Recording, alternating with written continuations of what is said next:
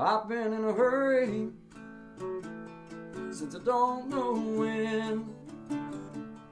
Gotta bring it on back, start over again. Yeah, I'll bring it on back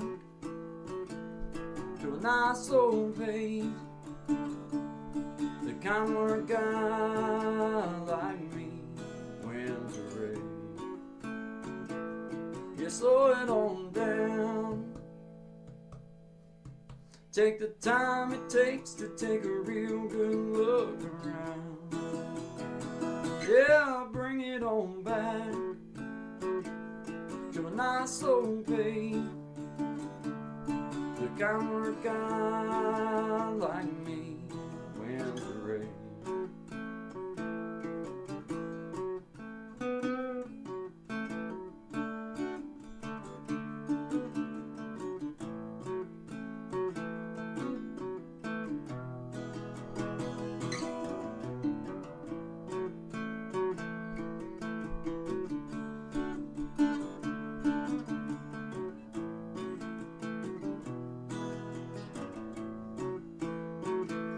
Well, I got me a woman, yeah, she's better than most.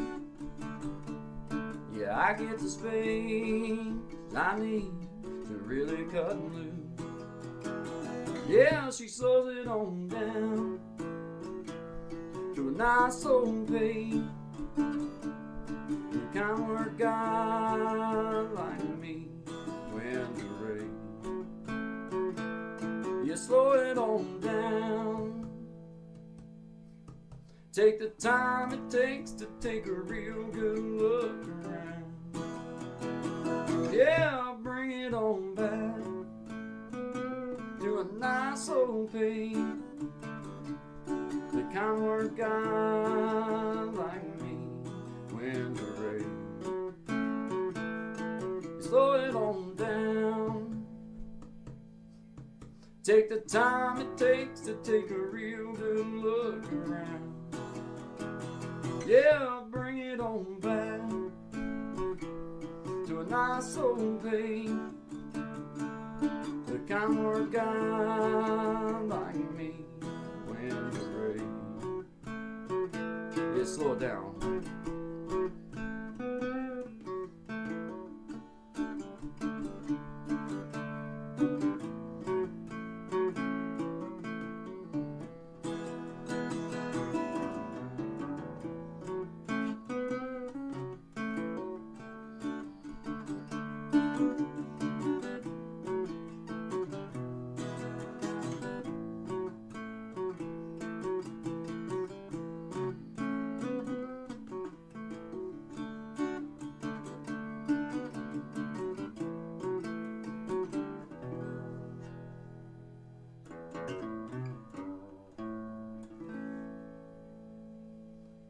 Slow it on down, guys.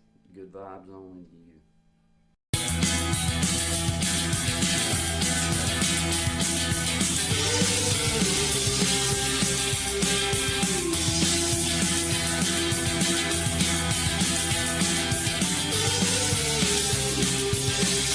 Well, I ain't sure what went wrong in the first place, so baby, won't you come on back home?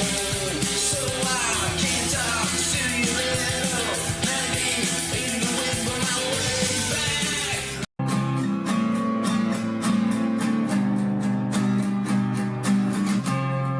Lately I've been thinking things could be just, and not only in the sense of the word, but we could really build trust. And I know it sounds like a stretch after all that we've been through, but if someone like myself can do it, why the hell can't you? Baby, we're living on something that just don't exist. And how long will it take for action or to raise your fist? I'd say it to fight traditional ways, but it's time my mind somehow can make it. I won't sit around anymore waiting for someone to save me, that's for sure.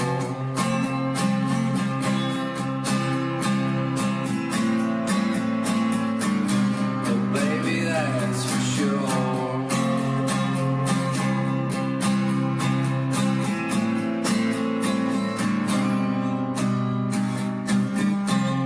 This country was built on the backs of the working class,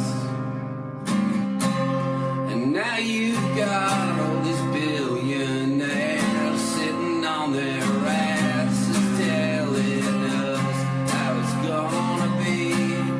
Well, I don't know about you, can only speak for me. I'm sick of the shystiness and everything in between. When together we are always gonna overcome all the nastiness, the absolute obscure. Give them what they want, they think of sleeping, but baby, guess what it is? We're all waking up, and I ain't talking about what is. I'll see you around, see you around the next set of beds. Now, this is how this ends.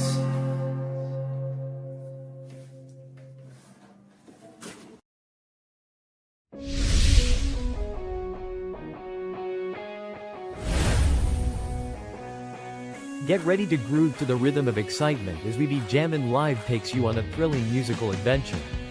With a spin of the wheel, our talented musicians spin into action, bringing you an unforgettable experience of music, energy, and entertainment. From classic hits to modern tunes, our talented artists will have you singing along and dancing to the beat. So, sit back, relax, and let the music take you on a wild ride. Do you have what it takes to be one of the 5 to be on the next We Be Jammin' Live?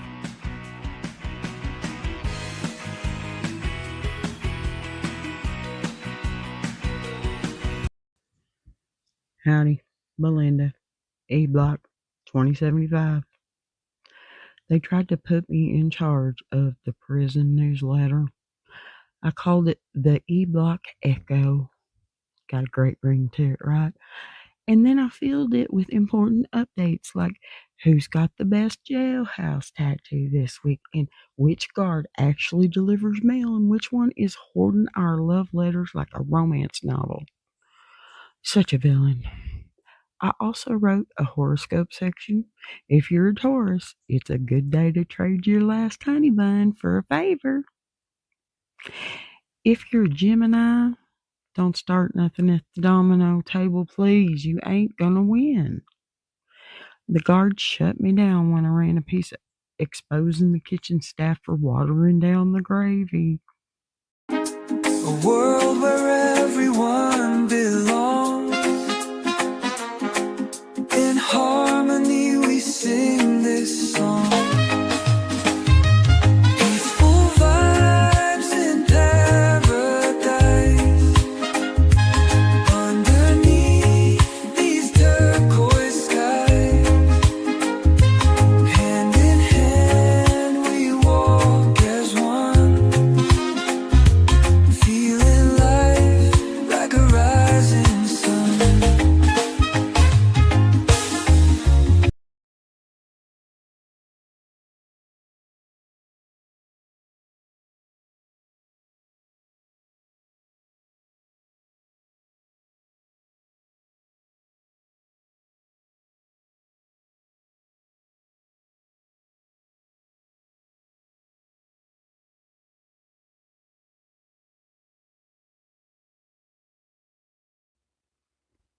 All right. Good vibes, everybody. Good morning. Good Monday morning, everybody. I was trying to type everybody's name out. I miss you, Chris the Flash. I see you there, brother. Good morning to you.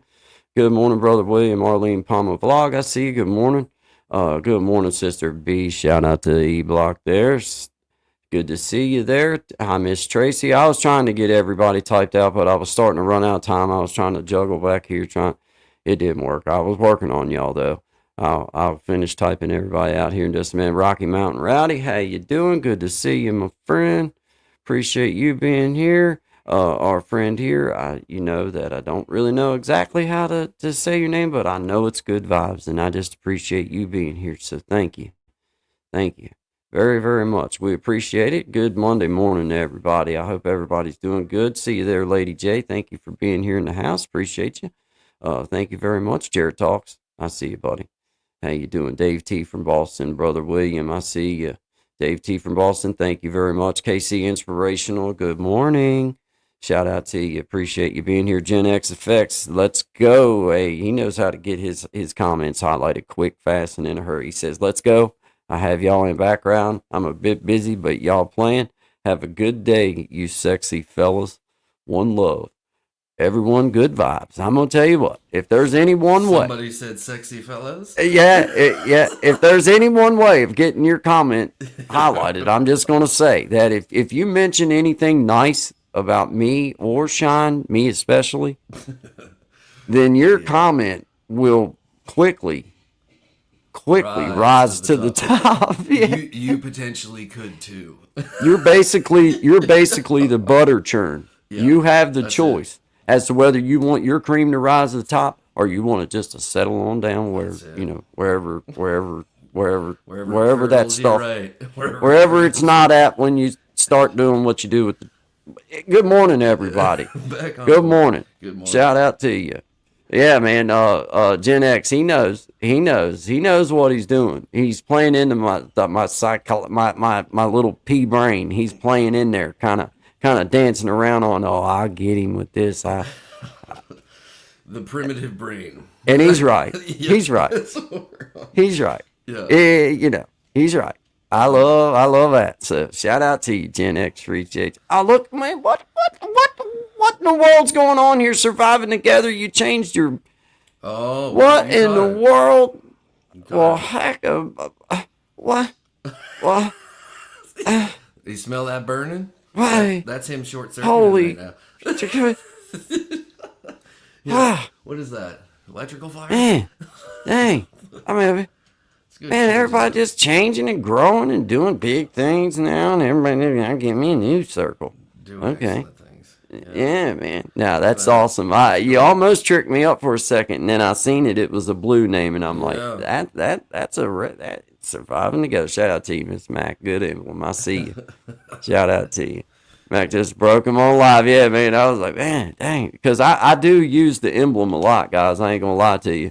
I know that the words are right beside it, but I can't help it. I look at those little circles and like the face, or whatever you want to call it, that little emblem. I know that before I know the name. Yeah, 'Cause I can see that. I'm like, okay, I got you in the bag. Yeah, even when we're talking, I can see it on the side right there. Like I can see, but I see Miss Mac. Good job. I see you. I see you. That's cool. That's cool. Mac just broke them on live. Indeed. Hi, Chris. Nice to see you. Good to see you, Chris. Flash double tap that screen for you fellas if you haven't already. This is Good Vibes, 11 to 1, Monday, Wednesday, Friday with Guy and Shine. Always good vibes. Eastern Standard Time. You can find Shine Dig at Shine Dig. You can find me at Creating Change, where howdy. Where you're at right now. I've often had to been told where I was, so I don't mind at all. This is Creating Change. There's been many times in my life that I needed to be reminded of exactly where I was, so I don't mind. I'll extend that same, that same courtesy to our fellow friends that may need a little help understanding that this is Guy and Shine, Good Vibes, 11 to 1, Monday, Wednesday, Friday. Which state? Alabama, Canada. Oh, good. Oh. The month and year, please, and I'll be on my way. Yeah. Whoa. Oh. Shout out to you guys. Appreciate y'all. Hugs B. I see they're surviving together. Need to post some new video. Laugh out. Just got too busy as of late. That's cool, brother William. Just stay with it, man. It happens. Do what you can when you can. It doesn't.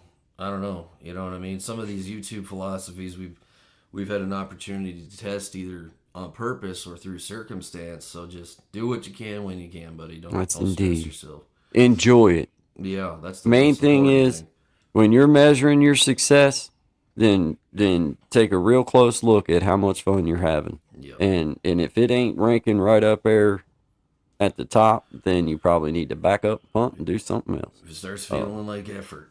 If it's effort, if it's effort, then it ain't. It probably. Now that doesn't mean that things ain't gonna get trying or you're not gonna reach. Put work in. You know. You don't have to stress yourself. If you're stressing over it, then it's becoming something different than what you want it to be. In my personal opinion, I want this to be fun. I want to work. I want to work hard. I want to feel the grind. Mm-hmm. But I also want to know that, okay, in the end, when I get this done, it's going to be fun. It's going to be cool. It's going to be, whatever. You got to do that. Yeah. Then it's time to take a break. Yeah. Time to take a little break. Sign up for prison. It's more fun. Get to play cards and everything. They bring you your food depending on the establishment. It's like basically a 4-star hotel. Oh, it is if you count each square in it. It's like a 6-star meal. I mean, I guess. Perspective. It's all about perspective. It's all about perspective. It's all about perspective. Sometimes you have to sit for a while. I ain't gonna lie. I did kind of try to feel like I was sitting on the beach a couple times, but I still never got no sunburn. I ain't gonna lie. That nice poster. I just turned pale white. I turned pale white. I wasn't even a little bit pigmented. I looked like that LED light right there in the corner. That's what I look like standing up at count time. I look like a LED light standing there. I was always told staring at the sun gave you good doses of vitamins. No one said it mattered if it was a picture or not. They should have clarified these things. Right. I stared at that sun and that picture for hours, and I never got I ain't gonna lie, I never. I had the mirror, like trying to get the undertan going on, the picture was good. I'm not gonna lie, it was a great picture, but it never did a thing for me, vitamin D wise. No. I don't feel like that ever did anything, and my pigment didn't change other than to go away. Well, that's it. I pretty much was I was pretty much clear by the time I hit penitentiary. I was, you know what I'm saying? If you get any more white, you'll be clear. Dude, I swear I have never been so because I'm a little bit dark complected anyway, right? Yeah. And it's like I hit the block and I had never been out of the sun for that many days in a row. So I was in for 130 days I hadn't seen sun. So it was like, holy crap, dude. So when I did get to see sun, man, my skin almost instantly started tingling. But it felt so freaking good, dude. It felt like a I wound up with this big old blister on my bald forehead where they had shaved me, took the weed whacker to you. Yeah. I was outside and this old major, he come walking by. I've been told a couple times to be careful, and I took an old t-shirt and wrapped it around my head a couple times, and that didn't do for me. I didn't have no ball cap, and it just wasn't gonna work. Yeah. So this old major come by and he said, "This is a direct order. If I catch you in the sun again, then we're just gonna lock you down until that goes away on your head, right?" Because it was like the size of my. Yeah, it was awesome. That's awesome. Because I was like, dude, sit with a burnt forehead in the cell till yes. you let me out again. Thanks. Yeah. But I was like, in the position I was in, I was like, dude, I don't want to. I'd only been there for because I'd been in lockdown for 72 hours. So I hadn't been able to go out. I'd been there for about 3 days, but I hadn't seen sunshine until about a day before this. Right. And dude, I didn't want to go in. I ain't gonna lie. It was just like, oh my God, I don't smell feet and butt, and it smells like stuff out here other than feet and butt. And it was great, dude. It was just so outstanding to just outside, man. That description. Was tasty. Dude, I hated it, man. I hated it, dude. And you know what was worse is you got used to it.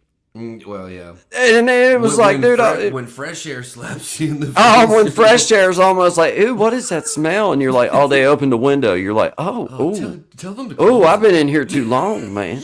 Close the door. You're letting the stink out. Yeah.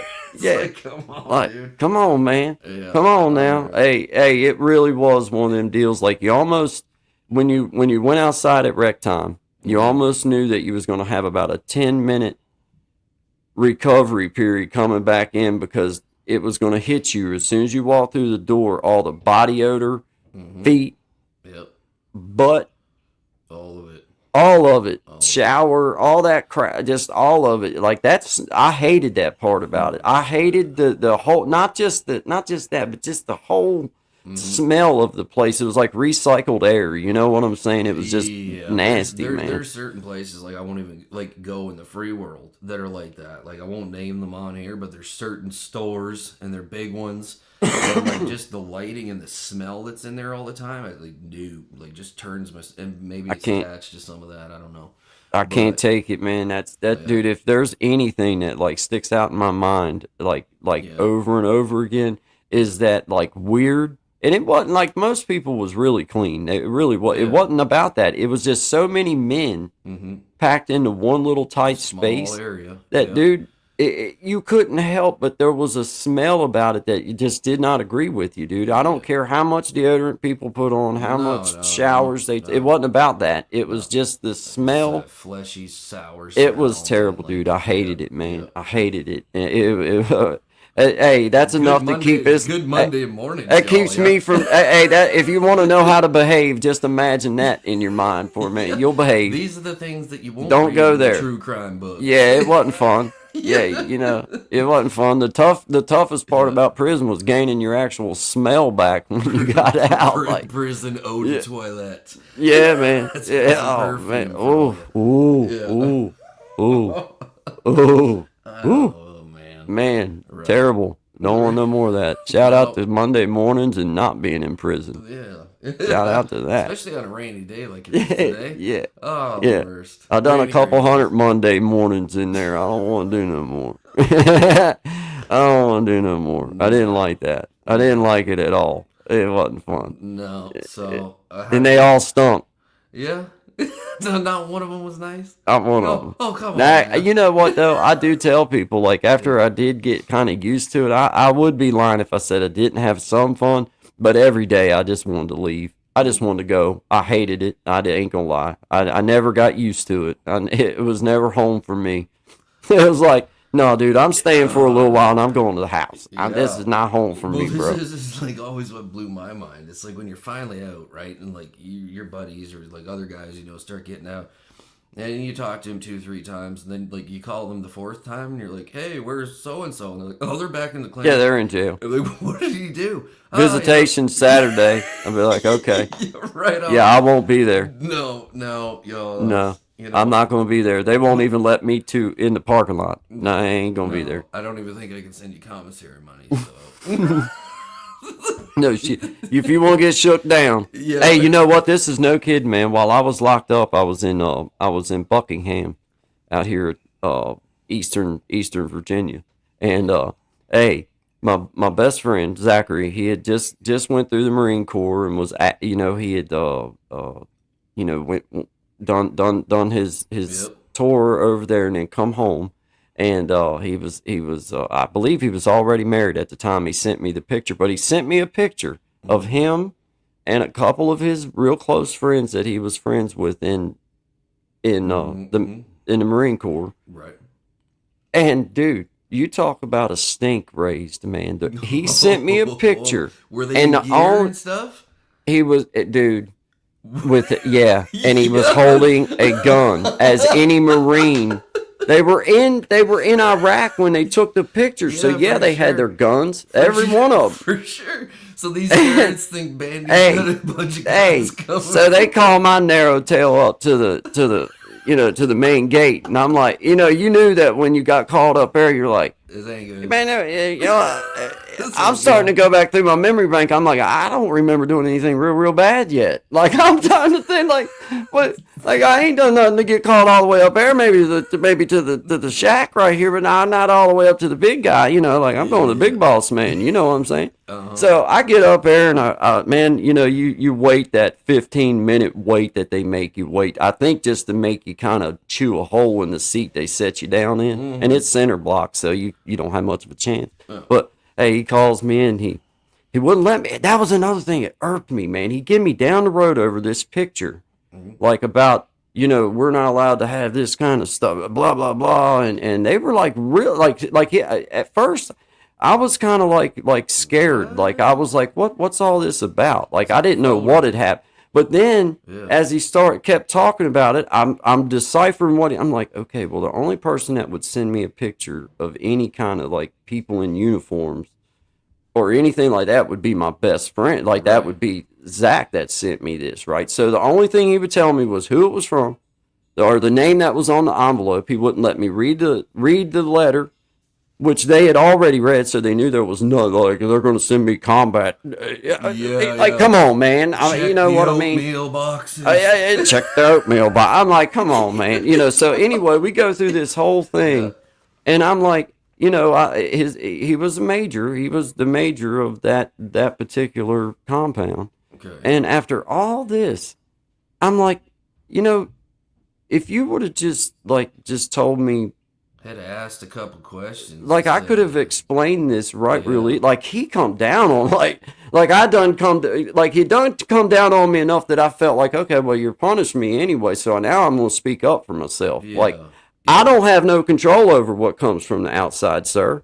No. Like I don't have not one control over that. Y'all, you guys have control over that. So as far as I'm concerned, I never had to know about this. I wouldn't have known about this. And dude, he come down on me though, and I was like, "Oh man!" But I told Zach when I got out, I said, "Dude, you'll never know what that one little picture that you sent me calls me that day, because like it was one of them like stressful moments in my morning, because it was first thing too." I was like, "Oh snap!" Like they're gonna put me in the hole. Like they had a letter for this. Like I'm sure with him explaining, "Hey, we're blah blah blah." You know what I mean? Hoping you're doing well, kind of thing. Like, dude, that's all it was. That's all it was. Yeah. And then like the only with a picture of him and his buddies. You happened to be shacked up with El Chapo at the time, because I can see that getting them a little rattled. Dude, it's like, is there a tunnel under here? Man, there was no tough guys where I was at. There was no tough guys. Okay, we were all wanting to just go home. Okay, they were none of us. Jumpy. These fellas sounded jumpy. Nobody had any power. Nobody was anything. Everybody was trying to bum a ramen soup and make a swole for dinner.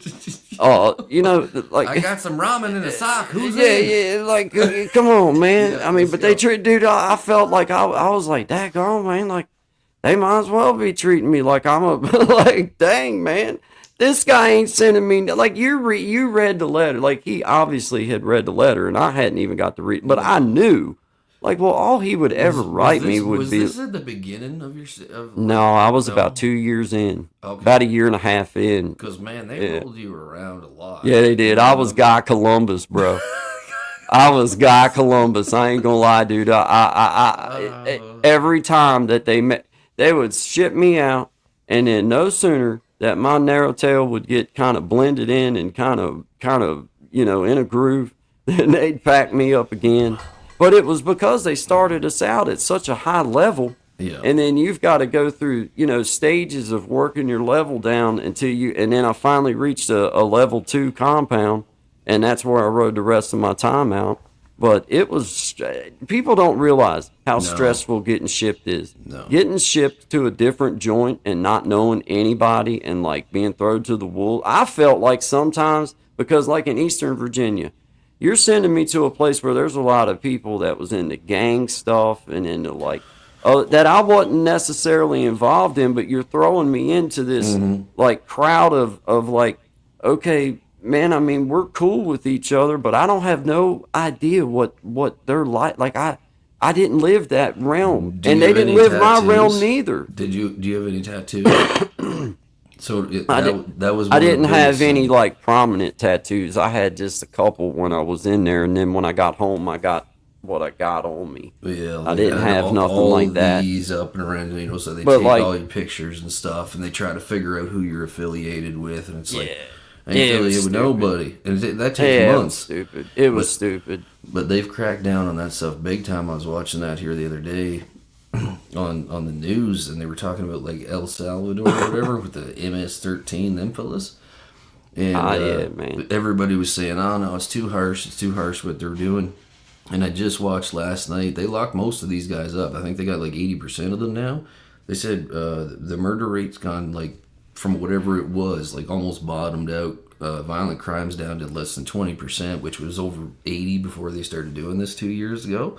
Right. But if you get caught up in the wrong mix-up in that, like, you know what I mean? Like, well, now there was the first spot that they sent me to there at Powhatan. Then I have to say that it was probably the most stressful. One, it was the first penitentiary I went. I came out of jail. Right. For 100 and some days. I think it was 130 some days, and then went to the penitentiary.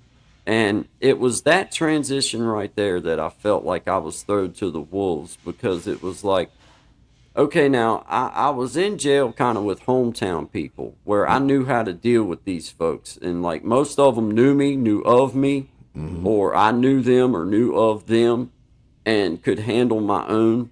And I could handle my own, I guess, anywhere. I obviously did. But then they put me into a position where not only was I in there with folks that was of a different mindset, different lifestyle, but they were also in there for, like, we were going through receiving. So you had some that was going to be doing 20 years, and you had some that was going to be doing 3 years.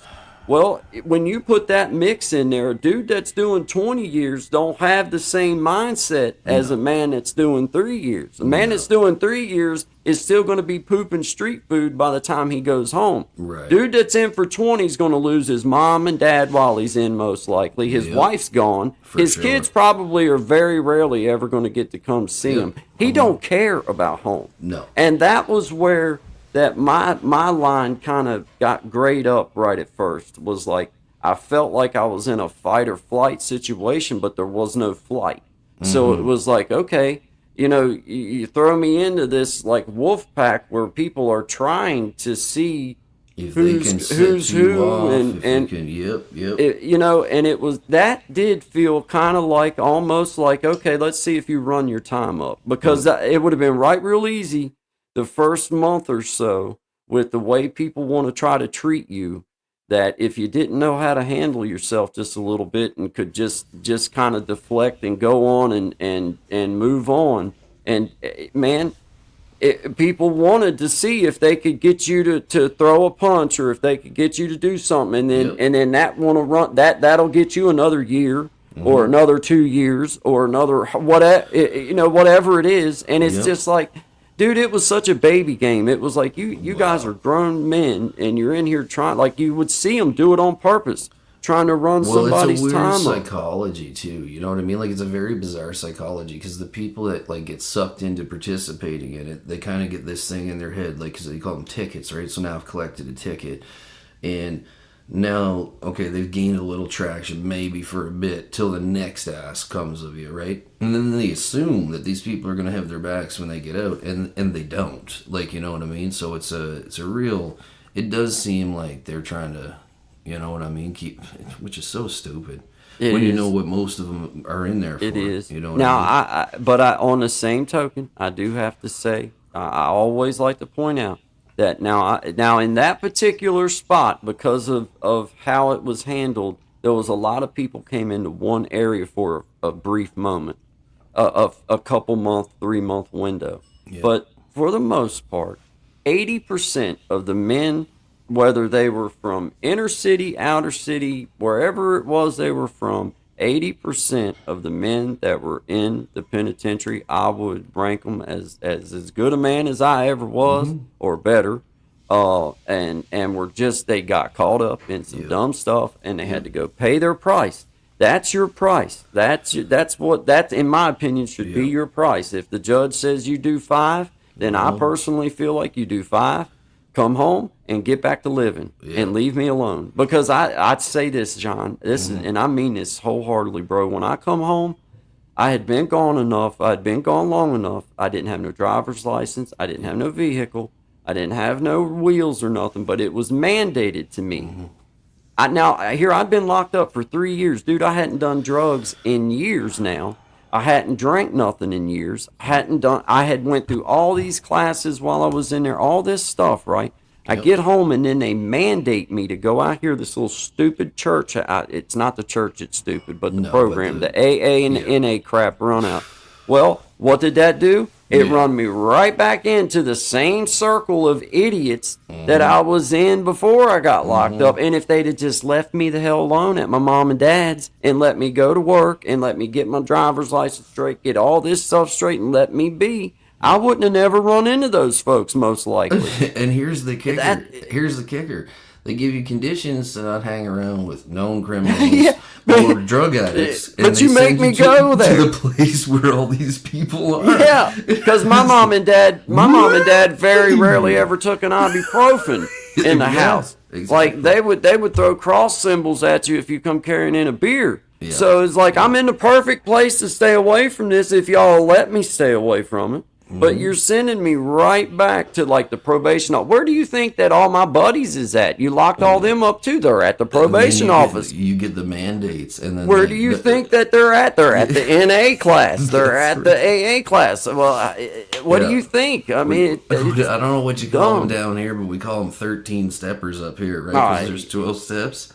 Yeah, and then back to prison. Yeah, they just hang out in the back, right? And they're doing that's their place of business.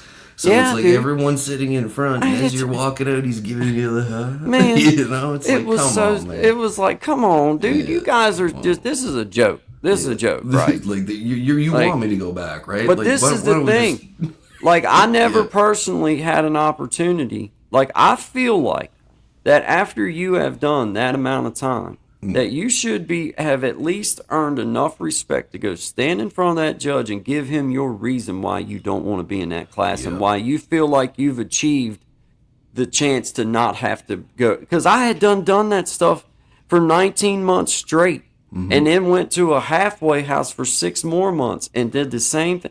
I'd been through all these classes, and I'm like, well, why did you guys send me to all this other stuff just to send me to this crap? In my hometown where I know everybody. And what did they give you, 3 years probation? No, I had 5 years of probation. You had 5. Man, that's insane. 3 was plenty. Well, and it wasn't the probation for me. It was the fact that you're putting these other things. Like, okay, for example, I come home and I went to work full time. I had full time. Went right back to work with my dad and the boss man that we had been working for. So went right back with him. Well, then my supposedly now, when you come home off probation, you were supposed to have a mile of highway that you walk and pick trash up on. Okay, now I just come home. I'm paying my fines, hadn't missed a payment, nothing like that. Right. I'm working full time. That's how I'm paying the damn fines. And then I've got a probation officer. Me and my dad was working about 9-10 hours a day at the time. And we were carpenters. We were construction workers. Yeah. It was hard work. It ain't like I sat behind a desk. And then she's trying to tell me that if I don't go pick up this mile-long section of highway each week, that I'm subject to my probation getting revoked. And I just that was that one moment where I felt like, okay, if you're gonna put me in a spot where I have to pull hole cards, then I'm gonna say I'm not doing that. I work full time and I pay my butt off to you guys. And I'm not, if I wasn't working, I'd be the first one out here to go pick trash up until I had me a job. I think that's for the ones that don't have a job. That's for them. And that's the thing. And like this is a big part of the story that a lot of people don't know, and why I believe a lot of people don't make it. When you come out, you're penniless, poor. Anybody that you know probably has left your side. And then you got to deal with. I'd have been homeless if it hadn't been for my mom and dad. My wife divorced me while I was locked up. I was only 6 payments from having my first home paid for. My dad promised me when I got locked up, he said, "Son, I will make them pay. You will not lose your home." Well, when my wife divorced me, I lost my home anyway. Right. I didn't have no vehicle when I come home. I had 4 trash bags of crap in my mom and dad's spare bedroom that she carried to my mom and dad's house. That's unreal. You know, and but then they bring you home and you've got to go back. You know, I guess you don't have to go back to work, but for myself, I had to go back to work and start trying to earn something so that I could have something again. But then they're putting these mandates on you that are reintroducing you right back to the same. In their mind, and the limitations for a construction worker too was like insane. It's like you can work to this part in the county. It's like, well, I'm a service residential electrician. I need to be like on the other side of the bridge. 80% of the business. You're running a risk trying to do a job quick and get back across, man. Like we live on the West Virginia border. Like I'm only 6 miles from West Virginia right now. I can be in West Virginia in about 6 or 8 minutes, something like that. Well, obviously, living that close as a working man that goes from job to job, you're obviously going to cross state lines from time to time easily. Like you could live here and not even realize you went over into West Virginia easily. Yeah. Well, it's supposedly like when I come home, you're supposed to have permission to go across state lines each time you go and all. And it's like, dude, I live on the line. You're like I live. Give me a run and slips if I'm not careful, if I throw a rock off this hill, it lands in West Virginia. It's like, y'all got to give me a break here, man. But they put you in impossible spots, bro. Like they're trying to run you up sometimes, and I don't like that. The punishment it works a lot. It works this a lot. Is the thing. Unfortunately. Yep. It's like you get these probation officers that they take it upon. They think that their job is to punish you. No, it's not. Your job is to support me on my journey to being a free man. To create a That's safe what your job is for everybody to try to become rehabilitated. Your rehabilitation ain't nothing but knocking the steps out from under people most of the time. That's all it's doing, man. So, hey, what a good way to start a conversation off, man. We've done burnt through almost an hour. Shout out to everybody in the chat room. Sanja Hako, I see you. That's Enchanted Circle in the system all around the world. Same, yeah. It is. It is. What scares me is the privatization of all this stuff that's happening now. Because if it was like it was before, I can only imagine. I can only imagine what it's like now, man. Yeah. Well, I can tell this is the part that for around here that I don't understand. I have a brother-in-law that's getting ready to come home, and he's been in for several years now. And when I went in, you didn't get Suboxone and methadone while you was in there. You got clean. No. Yeah. If you didn't get nothing else, you got clean. You got the turkey, baby. Nowadays, they come home just as dependent on something as when they went in. And my fear is that, all these generations of people that's being affected by this, not only has it created a dependency, but it's created a recidivism rate into the penitentiary that guarantees our state and federal systems a guaranteed paycheck. And when you have a place that's dependent on you being there to create their income, then do you think for 1 second they're truly trying to keep you out of there? No, I my don't think friend. so. No. I don't believe that.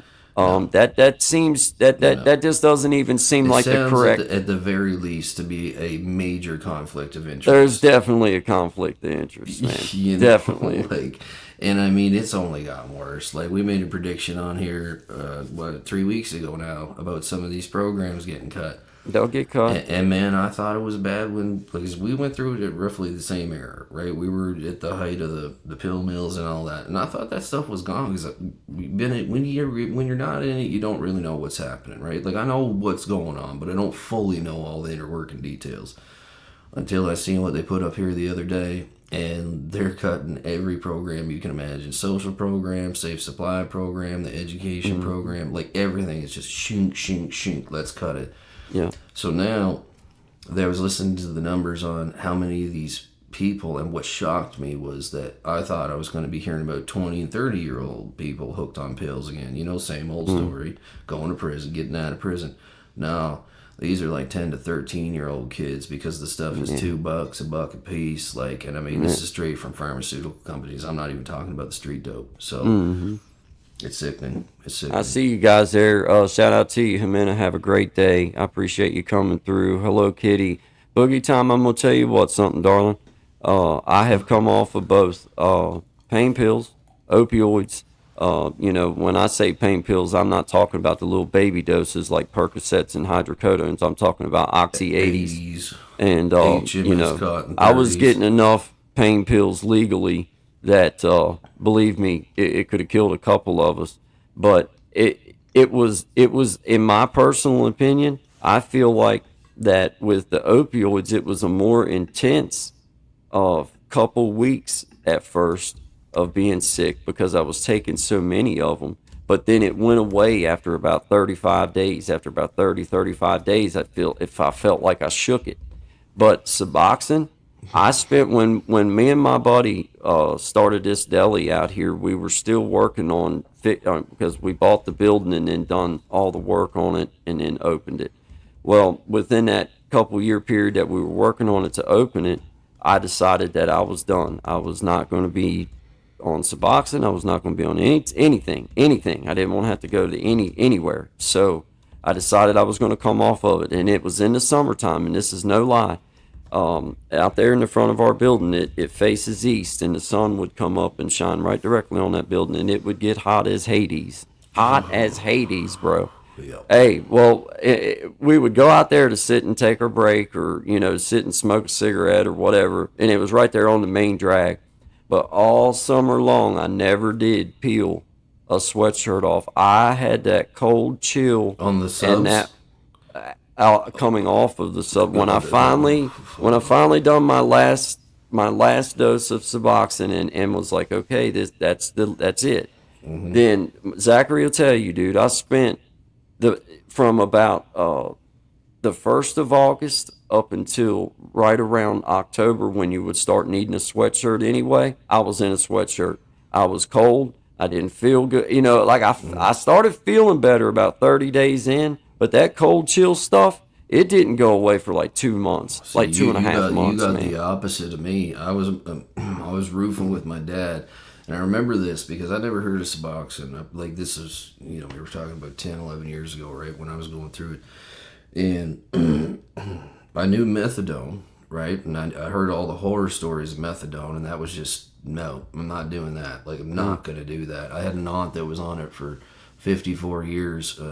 She was caught up in the Halifax explosion here that happened during World War II. She was about 9 years old. Back then, they dosed kids with methadone. It was what they had.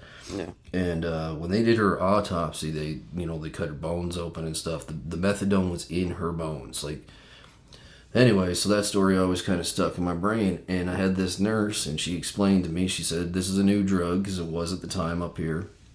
And she said, what it does is it just basically shuts off all those receptors in your brain and will take you down off slow over a couple of weeks. And I said, okay, fine.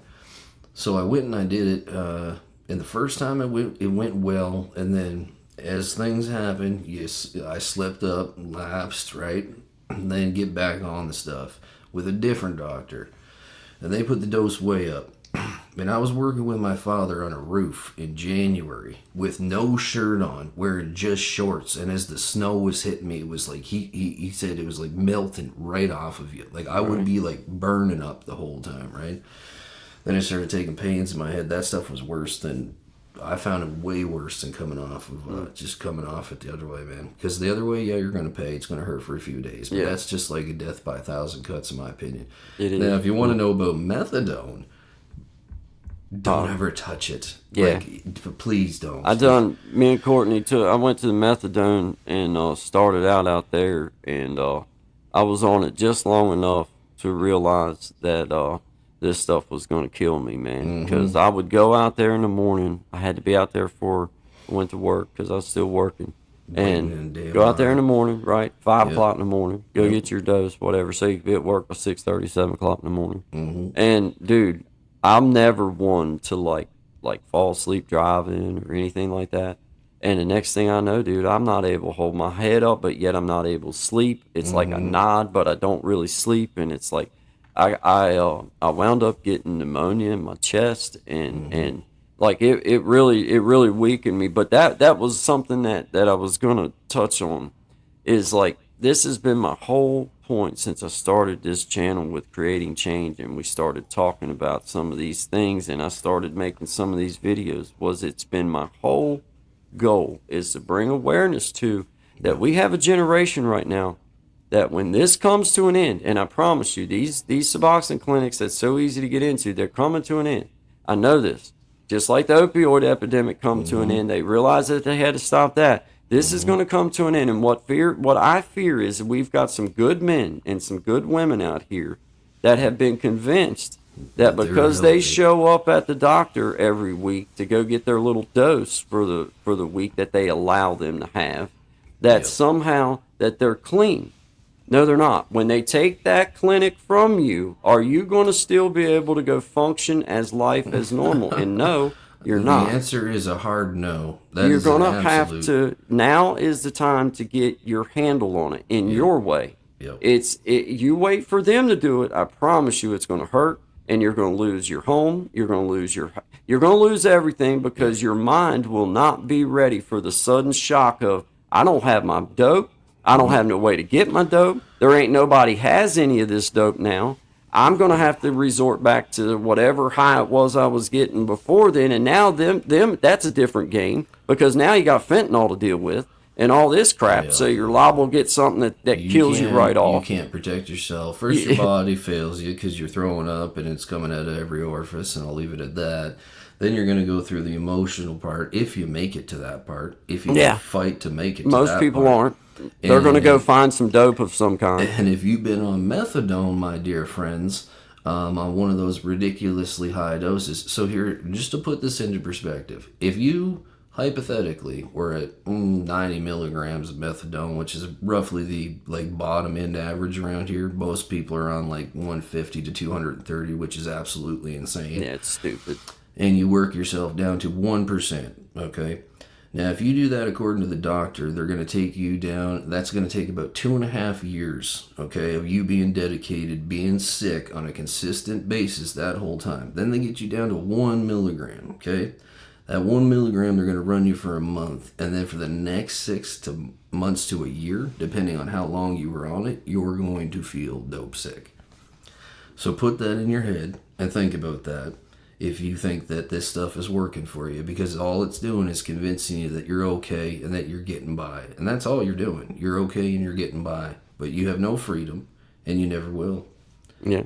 If you wonder if you're addicted, ask yourself, if you're going to the Suboxone clinic, ask yourself, would I schedule my vacation for whenever it was supposed to be, or would I make sure that I don't have an appointment to go get my Suboxone filled?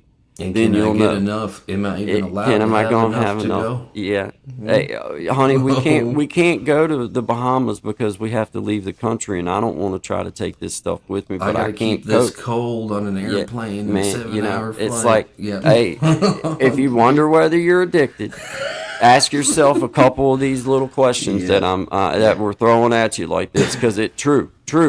I'm just trying to come at you from a real standpoint because I've been there, done it.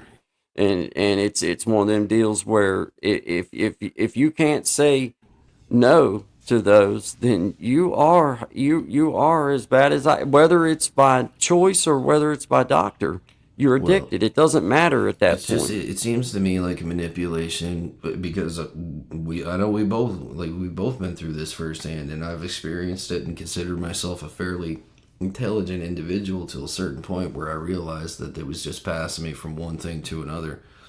And the weird part is once that stuff gets a hold of you, methadone's a different beast. I'll speak on that part because it does convince you that you're getting it together.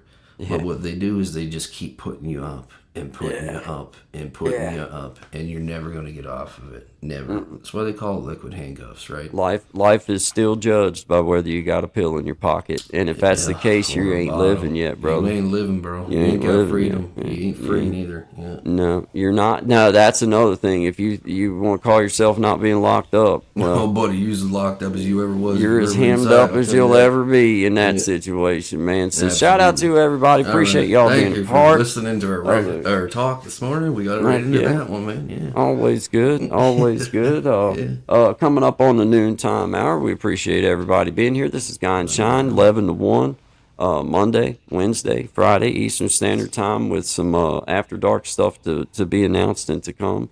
But we appreciate y'all being here. Good vibes to everybody.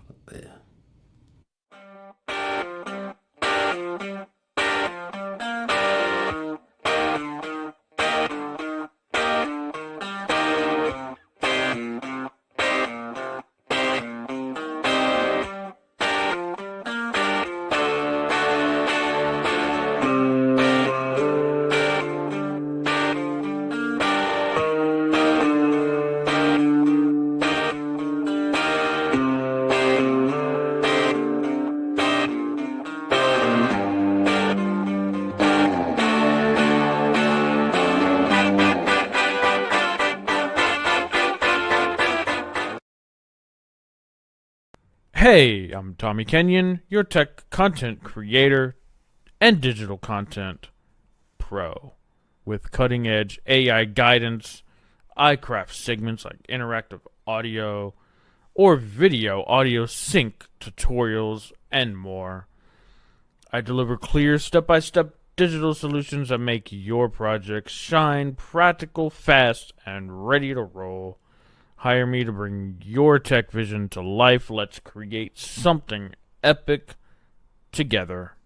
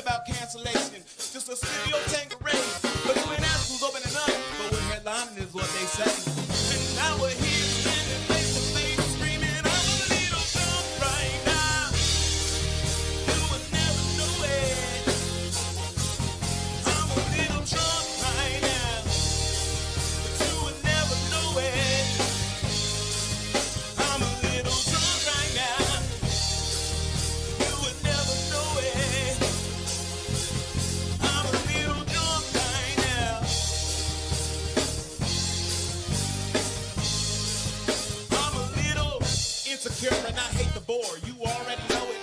I'm an undiscovered poet, performer with rockstar motives. Let me tell you something that not many people have ever noticed. But I'm scared of being vulnerable. And I'm scared of commitment, but obviously, yeah, whatever. Who is it?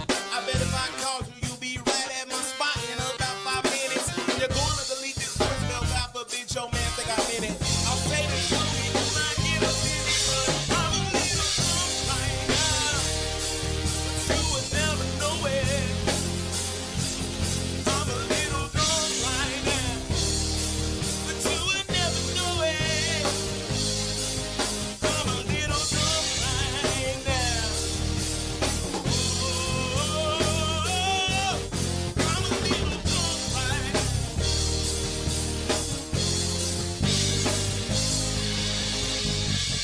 I know you're doing your best to, but I won't let you forget me. I know you're doing your best to, but I won't let you forget me. I want you to know I can love myself on my own, but I'm a little drunk right now. I'm a little drunk right now. Yeah, man. Outstanding, man. Awesome work. I Good like job. that band, dude. I just like that band, man. Yeah, they're a and they great did some band. cool songs the other night too, man. That Yeah, was, if you know, did like, miss it, we be jamming with or at Big Jack Storytime or Yeah. on either of our pages. It's worthwhile checking out. There's some really Yeah. cool stuff that happened on there, so that it was, was really it cool. was I cool, just man. wanted They to add were- a tail end to the story that we had before. Just a little thing I thought of when we went to break is that for anybody that is in these kind of positions where you are struggling, honestly, like there are places where you can get help and start getting off of it, but you're gonna have to take directive of your own life and start saying what it is you need. And one thing I can tell you about that is that once you start getting close to that end road, this thing kind of happens where you notice your mind coming back, and it's not like a little like you came out of a haze. It's a real like what, like things smell different, things taste different, your view on everything changes. So as painful as it may be, because that's what keeps a lot of people in there thinking that you can't do it, you absolutely can do it. Okay, so I just wanted to say that part. Indeed.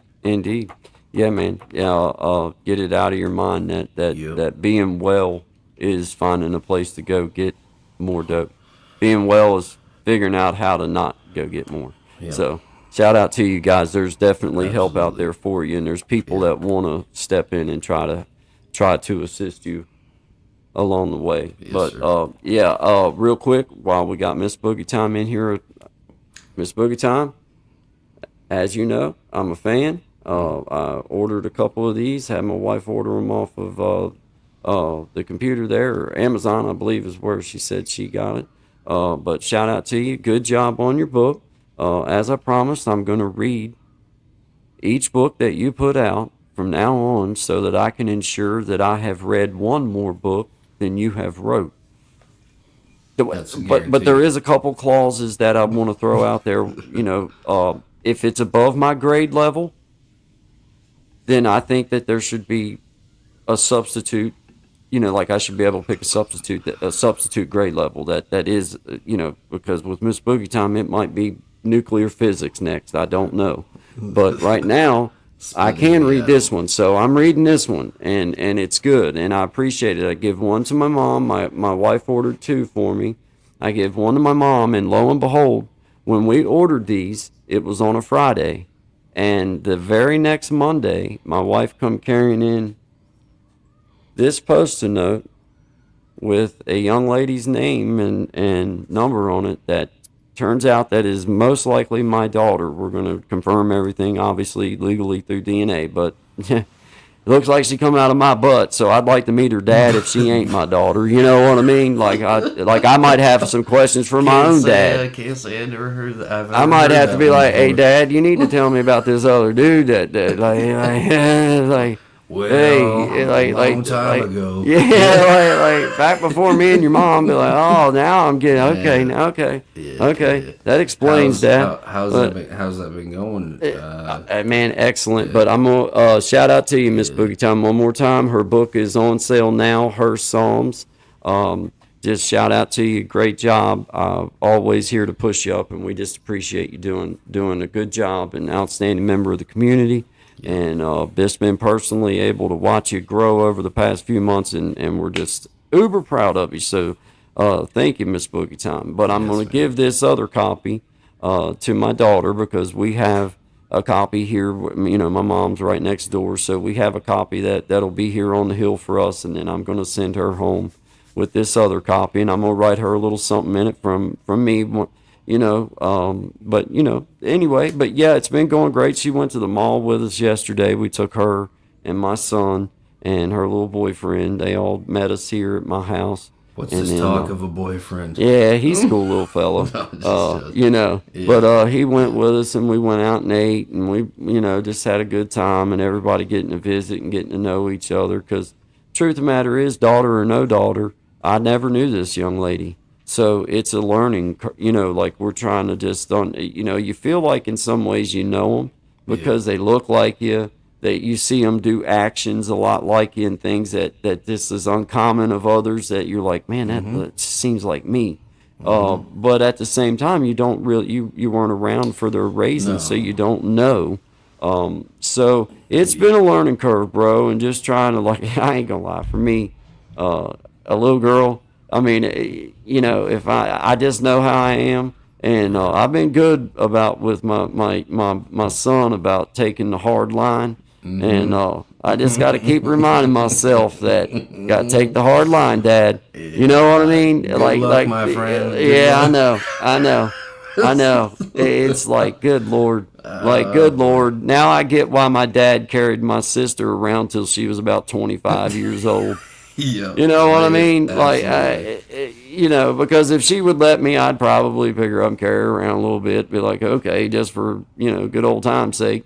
But, you know, it just seems so odd for me to have this little adult come into your life and you're like, man, you know, kid or no kid, it's like I've got to help her in some sort of way, got to be some sort of person for her now. No matter what. Yeah, in any way it comes, you know. In any way. You got to answer that call. She's got to be a friend of the family in some way, or you know, this avenue will. I just want to instill in this little girl from this day forward that when you step outside your comfort zone and you start doing things and you build a bridge, that it's worthy of your time spent. And I'm going to make this bridge she built between her and my wife and myself. I'm going to make it worthy of her time by being a proper adult figure in her life, the best I know how to be. Now, when I find out if I'm her dad, that does change things just a little bit.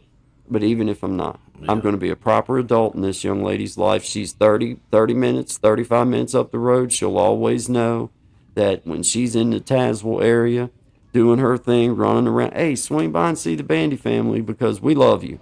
You're part of the crew now. No matter what, as long as you want to be part of this crew, you're here now. So, you know, I just think that's a good lesson for any young person out there. Is like, just try, just try, just reach, man. Because you know, it's but it also, like I shared with you, it did make me nervous when I pulled up and I seen the irresponsibility. Now this lady that I had this child with. Or that had this child of mine, you're talking 16, almost 17 years ago. There's a lot of water, you know, under the bridge there. Yeah. Out of respect, the first thing I asked her was, well, you know, have you seen your mom? And she was like, nah, not since the day before yesterday. Or how's your mom? You know, I don't know. And I'm thinking, you know, well, and then this is what crossed my mind. Well, thank God that it was me and not somebody pretending to be me. That was, you know, who she contacted. It could have been so much, like in my mind, all these stupid little, like, man, thank God in heaven that she got a hold of the actual, because that Facebook page that she found Courtney on, you know, found my wife on, I haven't been on that Facebook page in like 8 years, 9 years. It's been a long time. I don't even know how to get back on it.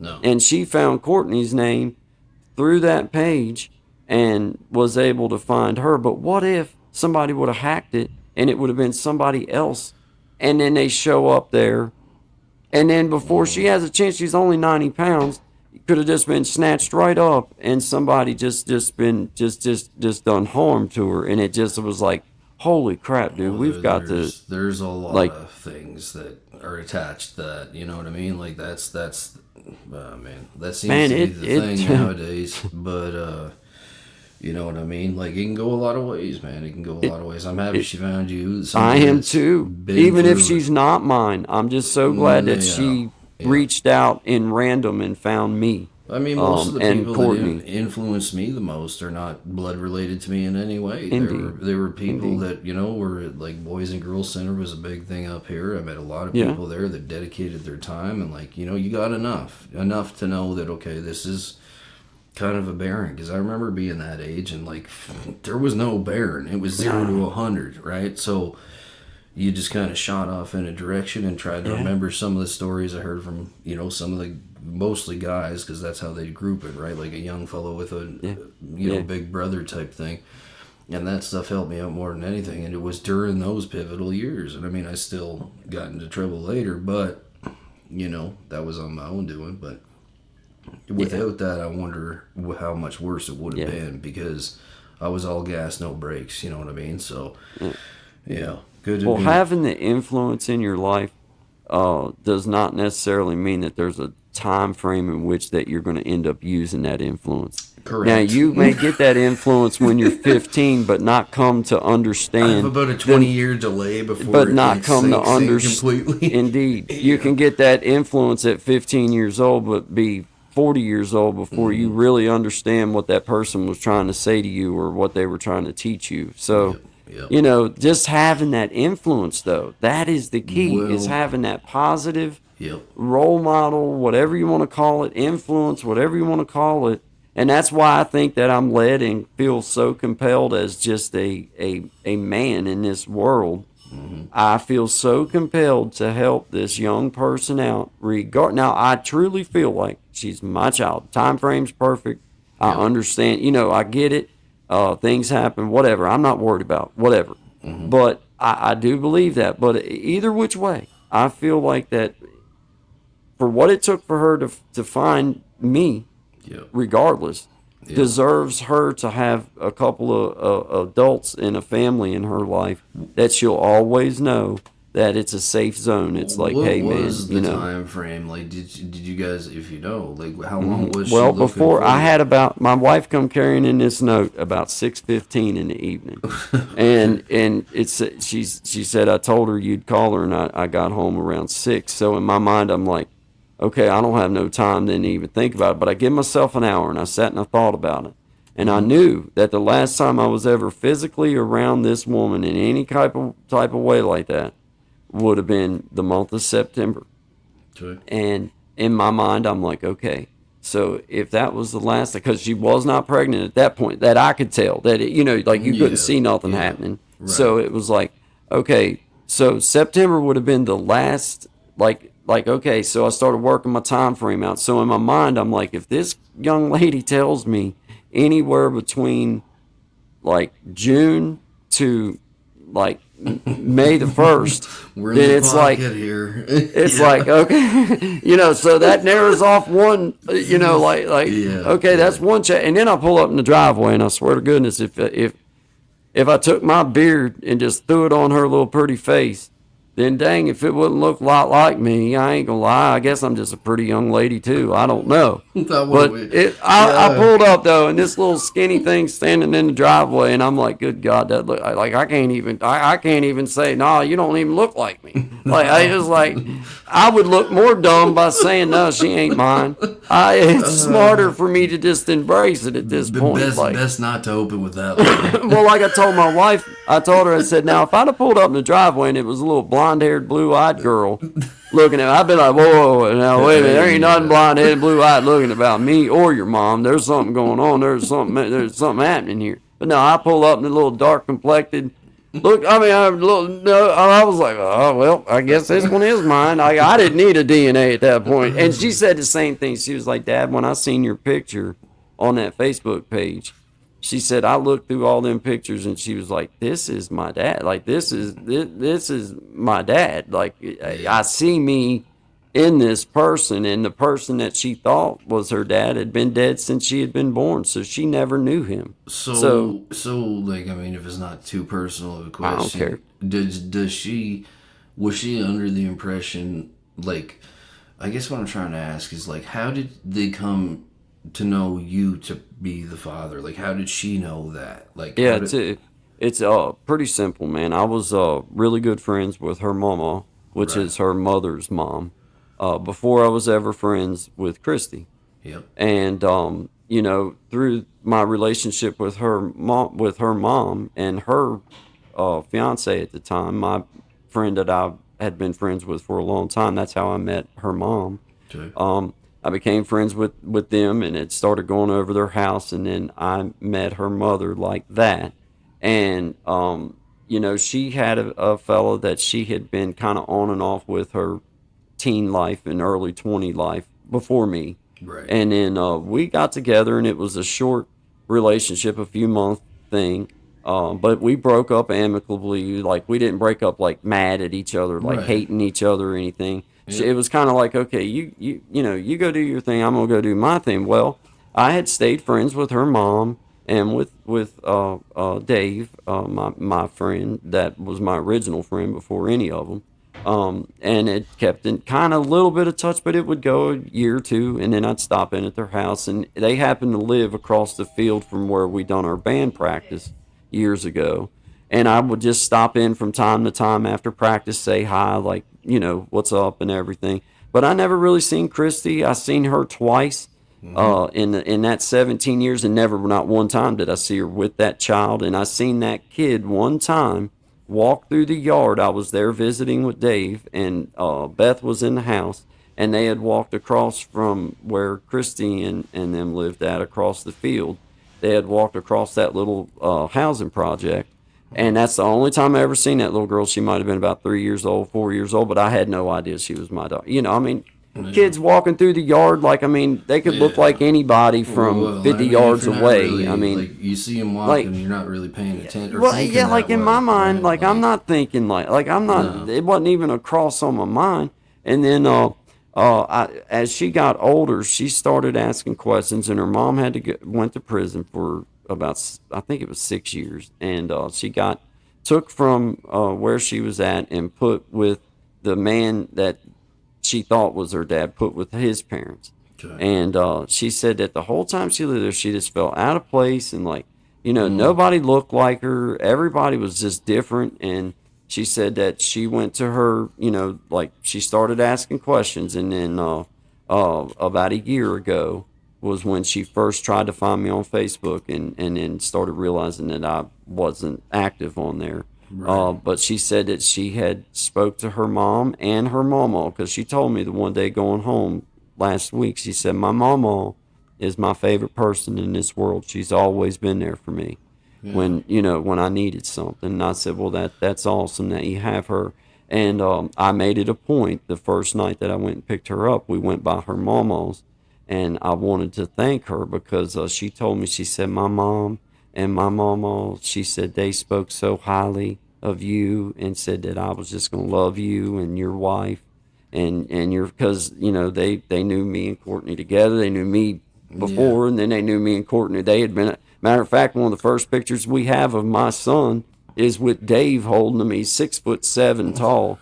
Big old hands, big man. Yeah. And my kid looked like he was only about that big around, you know what I'm saying? Yeah. So it was like, hey man, like, you know, they've been friends for a minute, but I was so thankful that those people, they could have dogged me if they wanted to, but they wouldn't do that.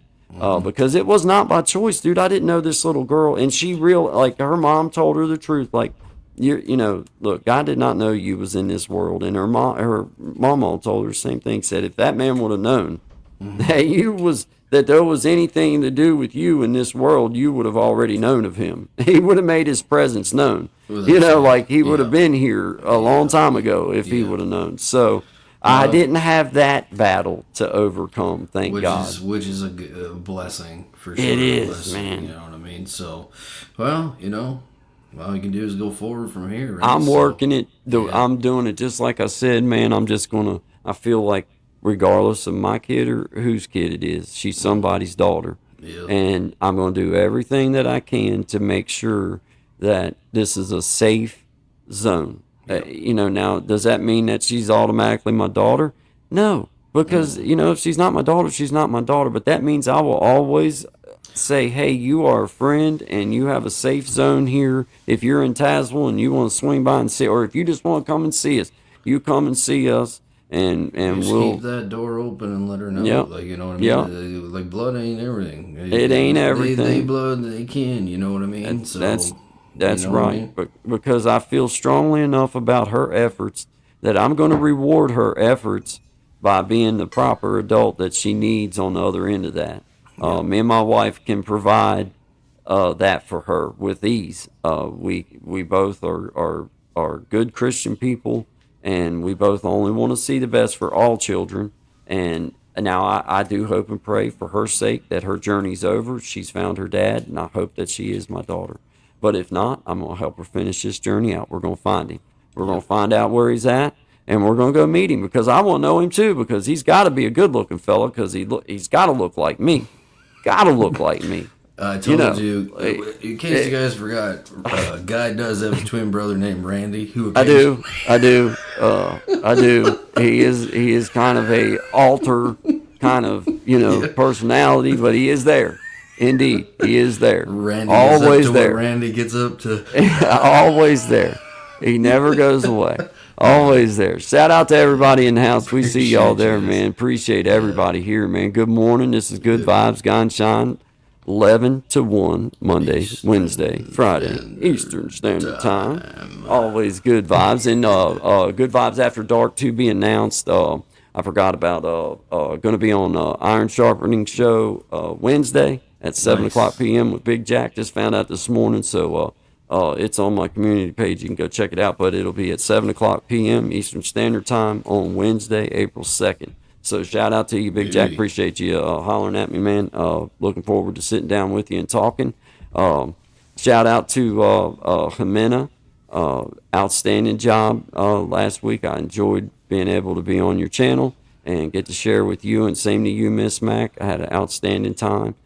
Great job. Great interview. And Jarrett Talks. I was with you yesterday evening. Shout out to you. Good job. Thank you for having me on. Shout out to everybody here. See you, Snapback Trishana, Sister B. Thank you for getting that link in there. Yep. Appreciate you. Thank you, Sanja Hotco. Thank you very much. I appreciate you. And yeah, a lot of profiles do get hacked. That's what bothered me when the situation occurred the way it occurred. It was like, man, this could have been different.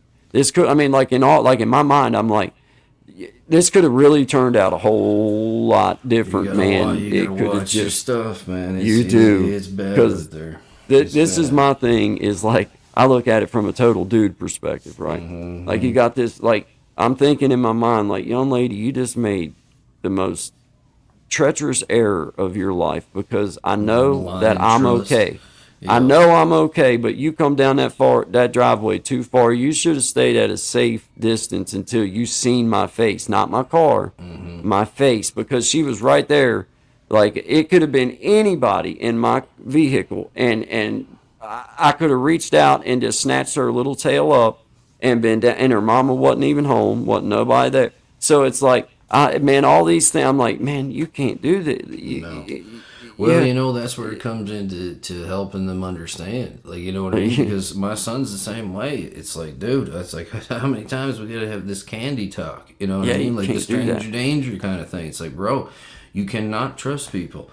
Yeah. Well, they were just, I don't care what they were asking. You turn tail and you run back to the house, and then I'll deal with it. That's how that goes. Give them a reason for you to trust them first. You don't just give that away. You don't give that away these days. You can't do that. No, you can't. Like I say, especially in my opinion, man, don't be doing that. Like, they live on this real steep hill. Like, she could have kept the high ground and waited to identify me with her eyes and said, yeah, that's the man I see in my picture. That's why she's been blessed with you to teach her these things, man. Like, because it's, you know what I mean? Like, if you're aware of it, you should pass it down. That's my belief, right?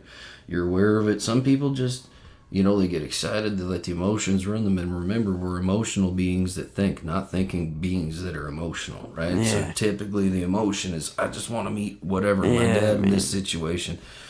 All sense of security it's gone. And she probably never had much of it to begin with, really, you know what I mean? No. So, well, me and Courtney's got to spend enough time with her, and myself, I've got to spend enough time with her to realize that the things that we've made a norm for my young man, for my 14-year-old, the things that's been normal in his life have not necessarily been the normal in her life. Right. And that saddens me even more because, man, it's like, you should have had all these things. You should have had all these blessings. You should have all of this love already, but you got it now. You got it now. And that's where old dad needs to, like, that's where I need to get a little more rigid, is like, okay, just because she's coming in a little late in the picture don't mean that she can't walk on me now. That's it. That's it, man. That's it.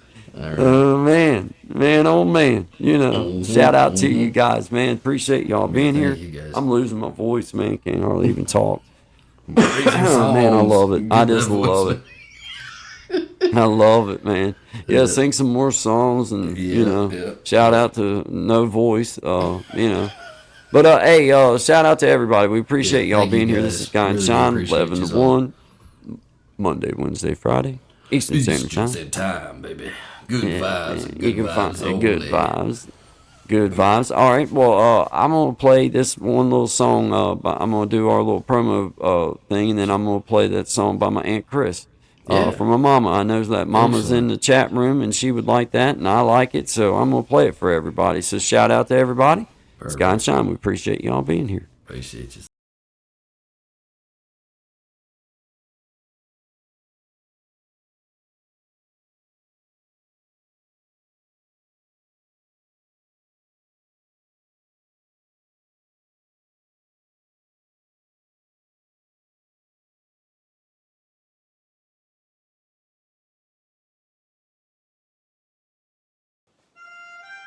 I tell you what, guys, when I was just a young man, I was just a very young child. I remember going over to my Aunt Chris's house, and she's always been just a wonderful, wonderful aunt. And, she was always that safe place to fall, other than mom and dad's house back in the day, 6, 7, 8 years old. I was their little pallbearer back in the day, or not pallbearer, ring bearer is what it's called. I was a little ring bearer and everything, but I remember waking up in the morning at their house, and you'd be sleeping off in the spare bedroom or in the basement or wherever it is that you was sleeping at, and Aunt Chris was always a busybody. She'd be up early in the morning doing that one dish that was in the sink, or wiping the counter off again that morning because it hadn't been wiped off all night while he was in bed or whatever. Just doing Aunt Chris things, but man, she was always one that would just break out into a song a cappella, no music or anything most of the time. It was just her singing, and I can remember as just a young fella just being so, it brought such ease to me to hear that. I loved to hear, loved to hear my Aunt Chris sing, but mostly, I just loved hearing her sing because I knew that she was singing just because she loved the Lord, and she meant every word that was coming out of her mouth, and she always was so quick to show, love that was unwavering, just like a mother or my dad. She was that aunt in my life that I knew that I could always count on. So shout out to you, Aunt Chris. We love hearing you sing. We love your blessing to us this morning, this afternoon. So thank you. I never forget you. Always love you, and you know that. My mama's baby sister. So shout out to you, Mommy. Hope that you enjoyed your song, and shout out to you, Aunt Chris. Absolutely. Never ending love. I appreciate you so much. Shout out to you guys. Appreciate everybody being here with us. This is Guy and Shine. We thank you all. Good vibes. I don't know what time it is now, Sean. We're at 20 to 1. Oh, wow. Moving right along. We're we're moving right along. Good Monday morning start up. You know, one of them deals. Getting her going. This will be a nice little change up from what our first schedule was. Man, it feels like a little bit of a break almost in between. Like, okay, got time to revamp my brain and think about something else. Oh man, time to get back into creating mode. You know what I mean? It was like, which is good. I don't know. I feel like I needed to fall out of the creating mode for a minute myself. I was like, dude, I need that day in between of not doing, like, I don't. Yeah. I like. Like, I got to think about something once in a while, other than just talk about, because I wind up saying something I don't mean. I didn't have a chance to think about that too much. Because I'm a thinker. I got to think about things for a little while. Sometimes I change my mind. That's a good idea. You know? And this is live stream, so it's not like I get to rewind it or anything. It's like, you know. All right, folks, just rewind your y'all forget that I said that last part there. I really mean it like this. But shout out to you, man. I appreciate you being here with us, man. This has been good vibes with Guy and Shine. Man, it does feel good today for some reason, man. I feel kind of. It does. It was a damp morning, but now I'm warm from head to toe. Well, there ain't no sense in starting to cuss about it, Shine. Damp. Them damp mornings are terrible, man. I gotta remember to carry that accent. The rolling. I tell you, you get started off with a damp morning wrong. Oh boy, you'll be soggy all day. Yeah, all day. No pun intended. That's a fact, folks. What the quack just happened here, man? Man, I mean, quacking around. Dude, I almost felt like a double dad there for a second, because that sounded like some dueling dad jokes right there, man. You know? Oh yeah. Like, yeah. I've been getting that lately. Like, my son's like, "That's such a dad joke." When did you learn these terms, son? How you know what a dad joke is? Yeah. You ain't even heard dad's jokes yet. Me? Huh? You ain't even allowed to hear dad's jokes yet. Get out of my face. Yeah. Oh man, that's the problem with my son, is he's heard a lot of dad's jokes, and don't repeat them at church, son. Don't. Hey, I told you about that. I told you about me. Hey, man, I was walking my innocent, beautiful little son around back, as any good dad would do. He was about 5 years old, and we was down here at the mailboxes, and somehow we wound up with a little one-shot Daisy BB gun in our hand, because we always have one. And Dad was the one that was carrying it to be safe. Mm-hmm. And man, I made the most beautiful shot on the most innocent little bird that you've ever seen in your life. And was it a cardinal? It was a robin. Oh no! But you got to hear me out. I did point the gun in the direction of the bird. Yeah. But I was so far away that I thought, there is no way that I hit that bird. That my kid was like, "You hit it, Dad," and I'm like, "You shouldn't be happy, son." Right? So I'm trying to explain it like God wasn't even trying to. Anyway, that didn't work. We go to church the next Sunday, and we're all going in. And Brother Lawrence is like, "Hey, Guy, how you doing?" You know, talking to my boy, because he was always wanting to talk and everything as a youngin'. And he's like, first thing out of his mouth, "Dad shot a robin." and then goes into telling the stories how the feathers flew out and how it hit the ground and its leg kicked and everything. And I'm like, man, Guy, not it. Come on. Well, so many. And details. I couldn't say, well, he's lying, because then I'm in the church. Yeah. The kid was telling the God's honest truth, but I wanted to old dead-eyed duck over. I wanted to do the whole dad routine. Like, that's not true. He's telling stories again. Yeah. He's got a big imagination, brother. But I couldn't. I had to beg for forgiveness. Flies down and sits on your shoulder. Oh man, I really didn't think I'd hit it. I really, honest to God, that's the sad part. Is it really did break my heart that I killed that stupid bird. Yeah. God bless it. Yeah. But it shouldn't have landed where it was at, because apparently that's where the BB wanted to go, because it was not it was one a Christmas Story, right? You're gonna shoot your eye out. I'm telling you. But it was like, oh no. Oh man, and I just knew that was going to be the first thing that kid talked about. Of course. And, That's like, when you went from here to here. I screwed up. I was like, oh man, because I knew as soon as he got excited that I shot it, that I was like, you just messed up, Dad.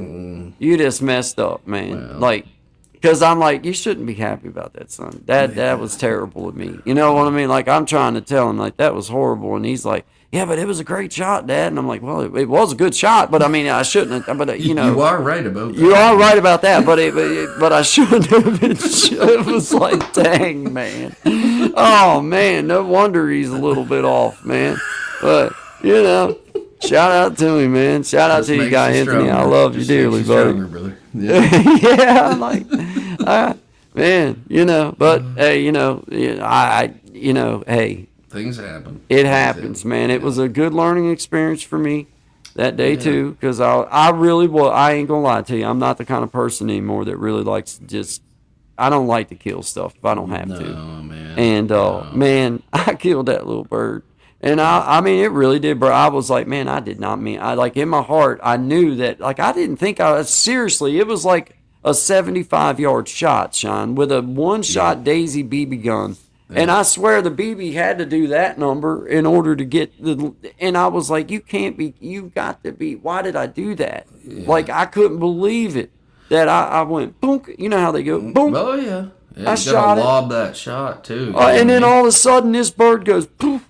Yeah. Boom, and falls off the post and starts with the. You know what I'm saying? The one leg. It was his time. Oh no!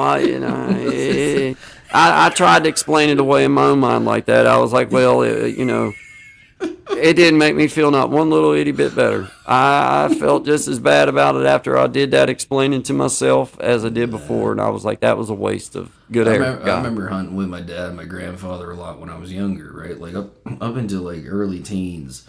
And I remember me and my buddies going one time when I was living out in Alberta for elk. And there was tons of rabbits around. So I had that rabbit sighted up, and you just see his little eye looking at you. It's just like, put it down. I can't do this. And my buddy's like, come on, smoke that thing. I'm like, you shoot it. But no, we ain't going to do it. No, we're not going to do it. You do it. You do it. I ain't doing it. Yeah. Yeah, it's like his face, his like pretty little face. It's like, no, this ain't happening. We're done with this. Hey, I just seen this comment. It's at house that says a moment of silence for the robin. Indeed. He's in a better place now.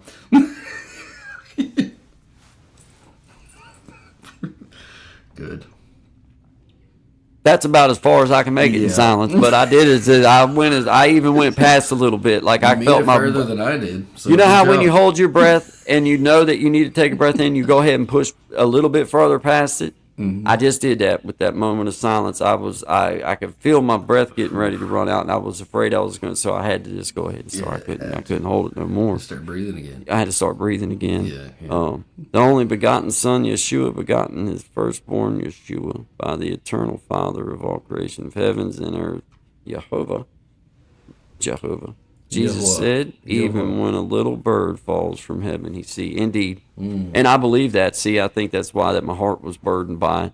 And, you know, it was one of them deals as a younger man, looking back on it. It really did break my heart. I was like, man, that was dumb. I hated that because there was no call for it. It was like in a moment of dumb, you're like, okay, this is fun. And, well, and then you're like, man, that wasn't funny. That wasn't funny at all. Like, how many years ago did that happen, and you're still thinking about it? You know, that's been 10 years ago, 11 years ago now. There you go. So still, the lesson stuck. That's good. I don't even play like I don't even because I know me. I know if there's a bird flying on the other side of that mountain and I shoot across it with a BB gun, I'll hit it. Mm-hmm. I'll hit it. I'll hit it sure as the world. Of course. Couldn't do it if I wanted to, but if I just put the gun up in there and shoot it, I'll hit something with it, man. It's just crazy, man. If I could show you guys how far, because my son, if he was here, he could tell you. My wife's sitting right there. She could tell you.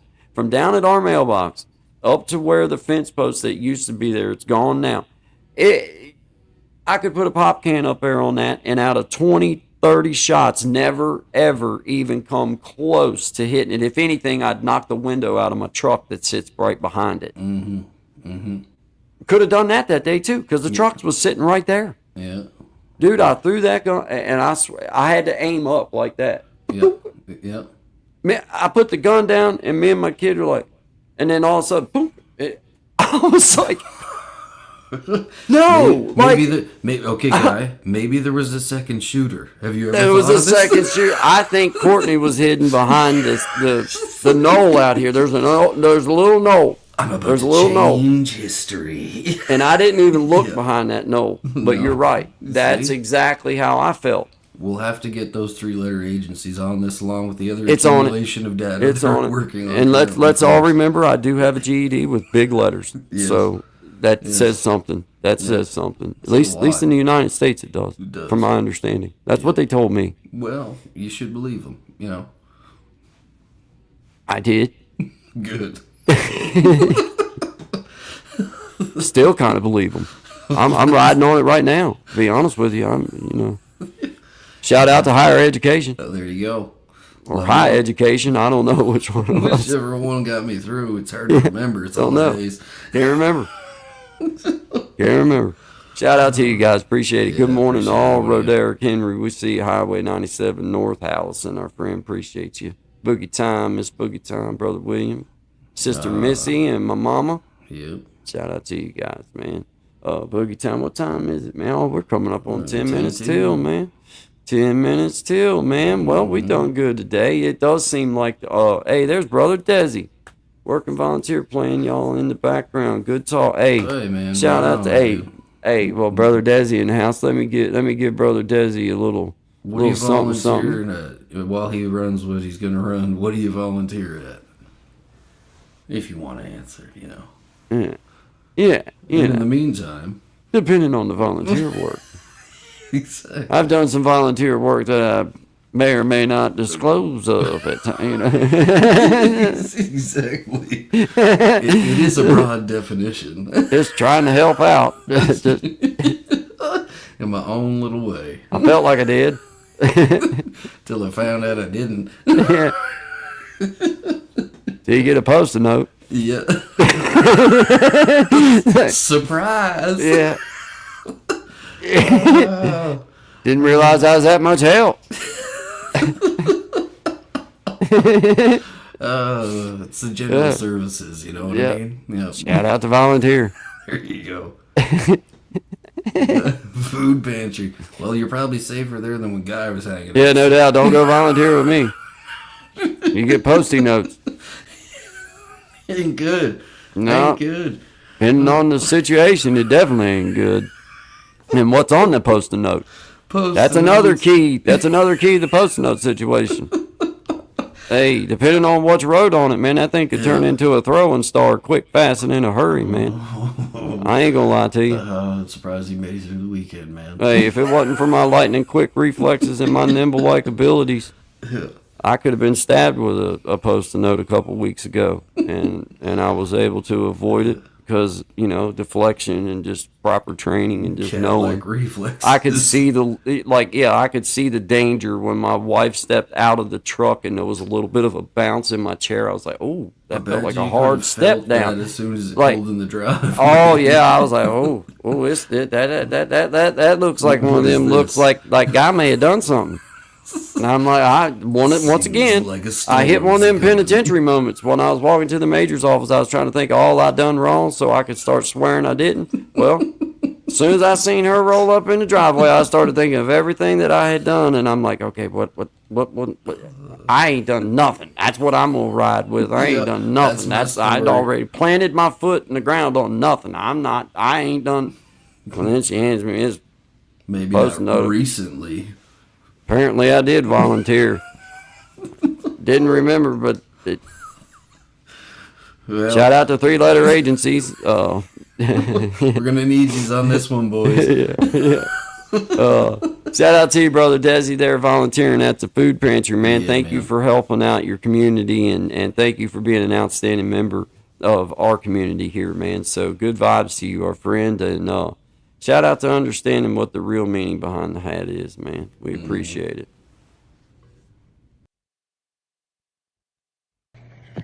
All right, dude. They left, okay? Now that the wife's gone,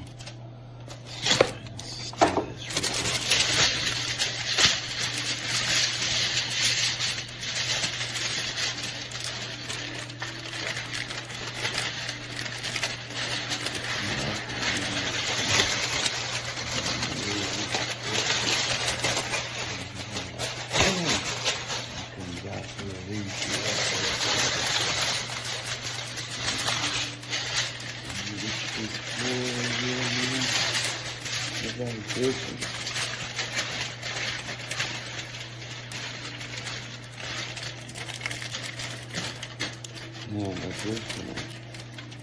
Yeah, not a text, bro.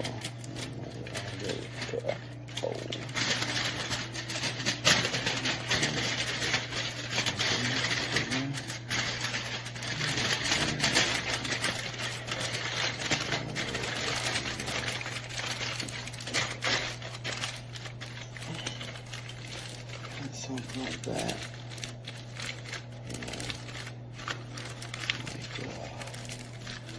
Yeah. I think I dig it.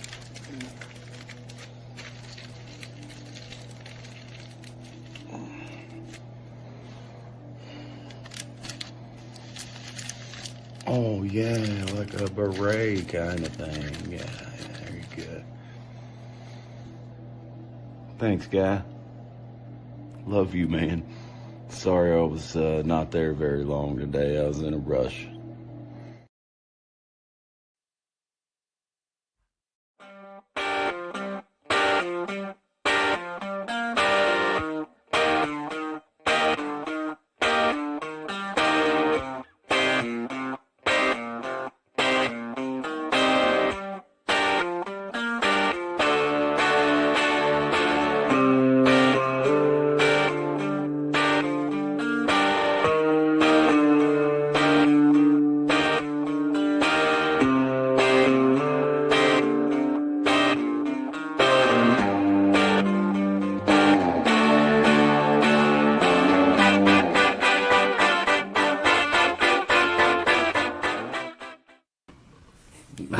Good job, man.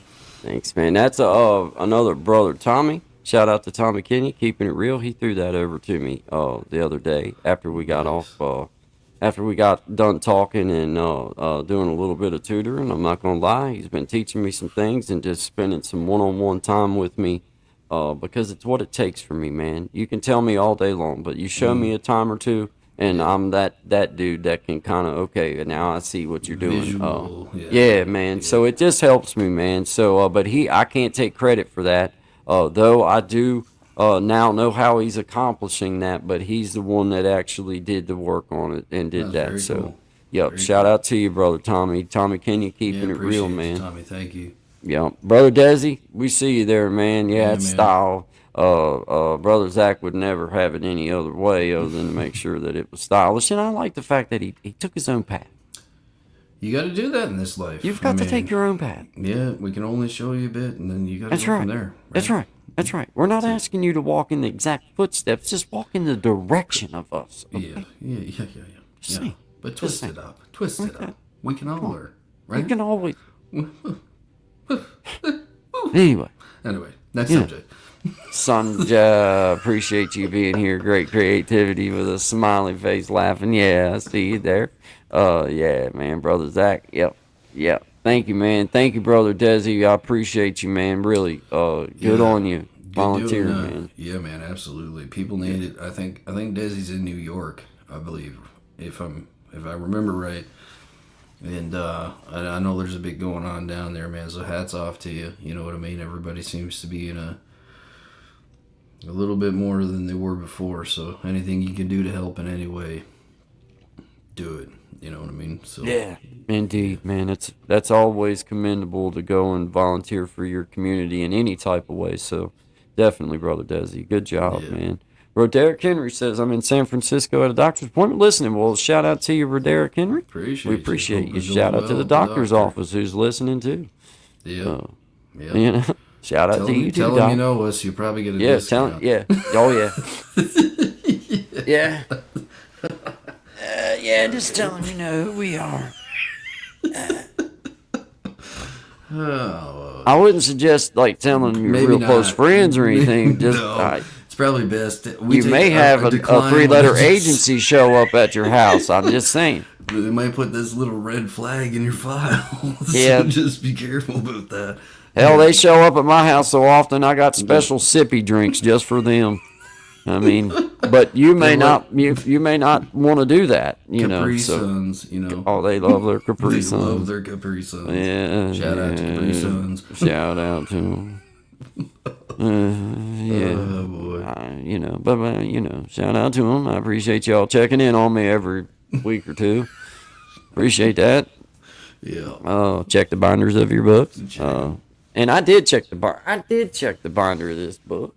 Nothing in there? No, but nothing in the binder. Really?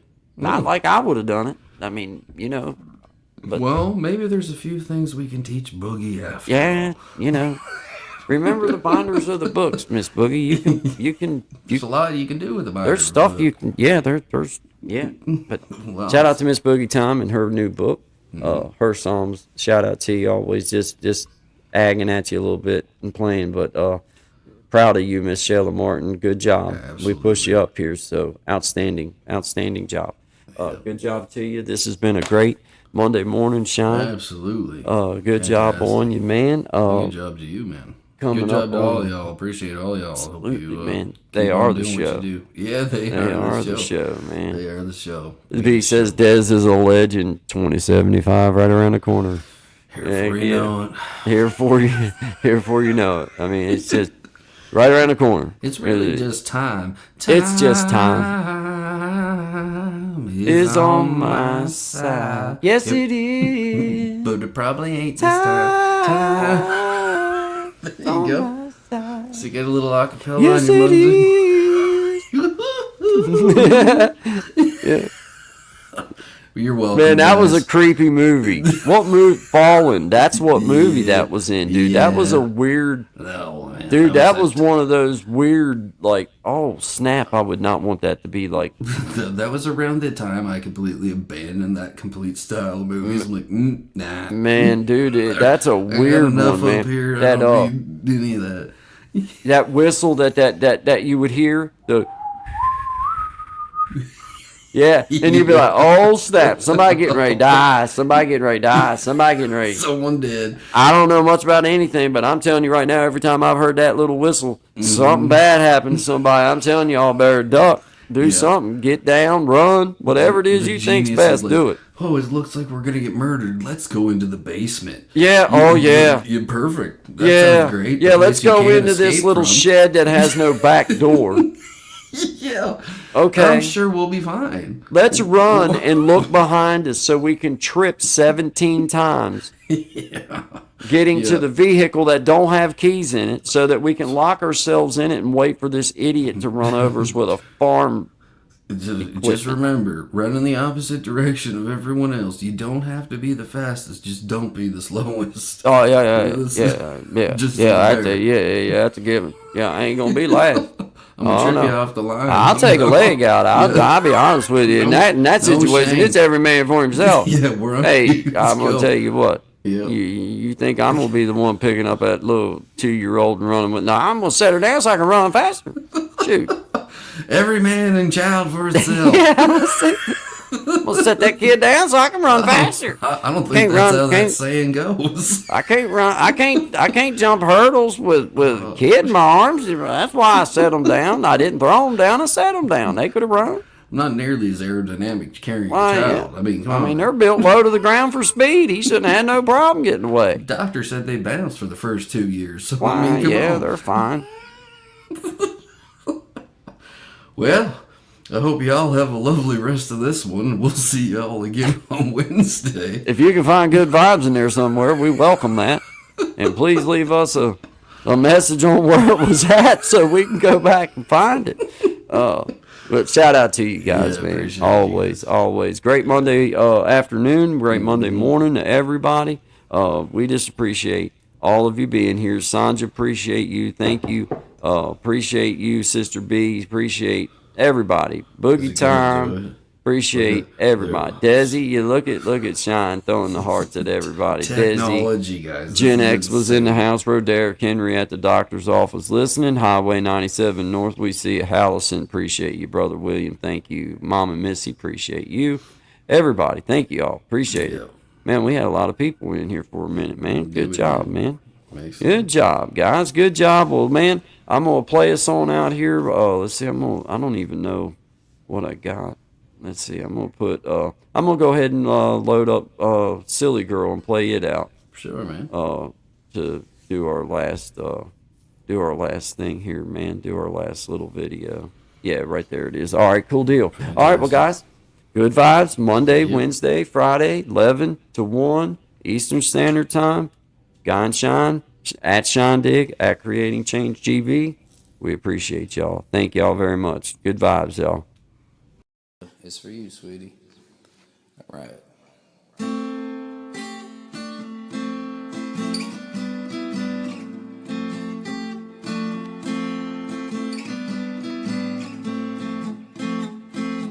Where did you come from, silly girl? I know I just met you, but I can't seem to get you out of my head, out of my head.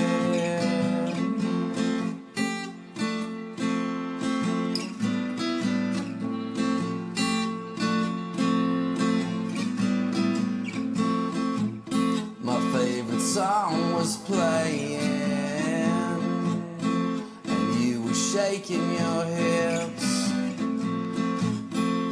with little invitation. We were locking lips, and know that I'll never forget you, no matter how hard I try. I can't even find a pen so I can see you again. You gave me your poison, and I breathed you in. And just like my favorite things, you disappear in the end. The end.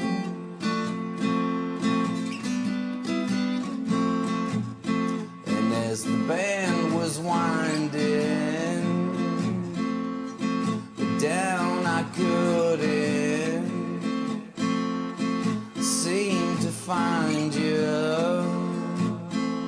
in the crowd of faces.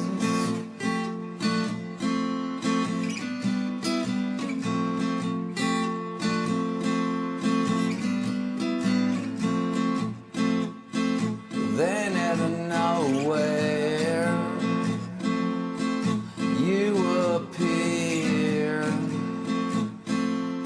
without one question. Yeah, we disappeared, and know that I'll never forget you, no matter how hard I try. Can't even find the words to tell you how much you blew my mind. Gave me your poison, and I breathed it in. But just like my favorite things, you disappear in the end. The end. The end. It's just the beginning. Well, you know I won't forget you, no matter how hard I try. I can't even find a pen so I could see you again. Give me your poison, and I breathed you in. But just like my favorite things, you disappear, yeah.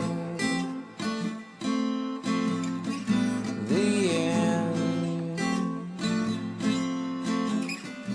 The end.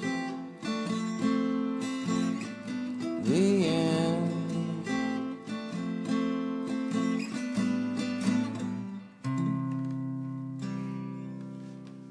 True story. I hope you're still out there.